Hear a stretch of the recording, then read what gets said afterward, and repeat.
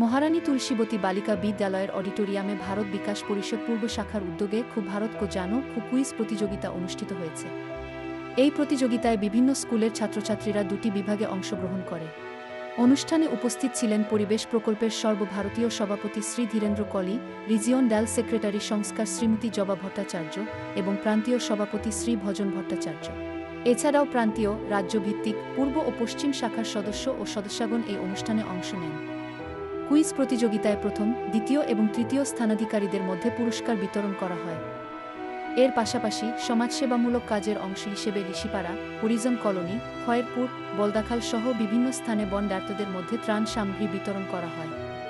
এই উদ্যোগ সমাজের প্রতি সংগঠনের দায়বদ্ধতা প্রকাশ করে এবং তা সকলের প্রশংসা অর্জন করেছে। ত্রিপুরার বিভিন্ন স্কুলের ছাত্রছাত্রীদের নিয়ে সঙ্গীত প্রতিযোগিতা, ভারত কো জানো এর উপরে কুইজ কম্পিটিশন হয়ে থাকে।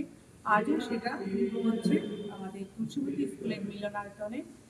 আগরতলা ভারত বিকাশের পরিষদের পূর্ব শাখার পক্ষ থেকে চলছে কুইজ কম্পিটিশন। ভারত কো জানো এই বিষয়ের উপর কুইজ কম্পিটিশন চলছে। বিভিন্ন স্কুলের ছাত্রছাত্রীদের নিয়ে চলছে এই অনুষ্ঠান। বিশেষ করে ভারতের যে ঐতিহাসিক দিকগুলি আমরা তুলে ধরি, সাংস্কৃতিক ছাত্রছাত্রীদের শিক্ষামূলক যে কোনো বিষয়ের উপর বিষয় নিয়েই। সুব্রত দের রিপোর্ট, নিউজ 9।